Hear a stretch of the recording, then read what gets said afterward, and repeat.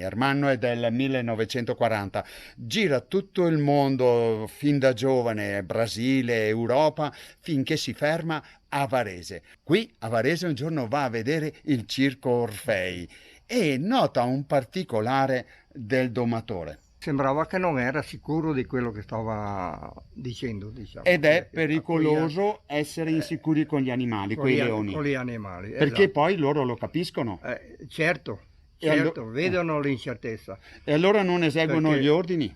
non eseguono, ma possono venire nervosi. Ermanno a quel punto dice all'addomesticatore: vieni domani a casa mia. Si reca il giorno seguente a casa di Ermanno. Cosa si trova davanti al cancello? Una leonessa.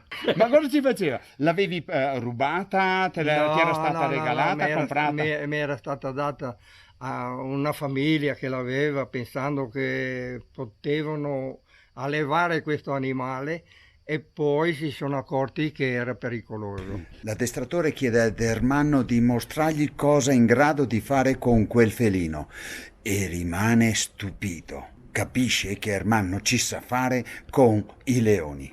Che cosa ti ha proposto a quel punto? E lui mi ha detto, non ho mai visto un addestratore che fa queste cose qua. E ha detto, adesso vado a casa e parlo con l'Orfei. A quel punto cosa succede? Quando l'addestratore preparava gli animali, che faceva gli esercizi, mi voleva assieme con lui e dopo io spiegare certe cose che prestava, che lui si correggeva e via. Che divento un collaboratore dell'addestramento degli animali Del circo? del Circo Orfei.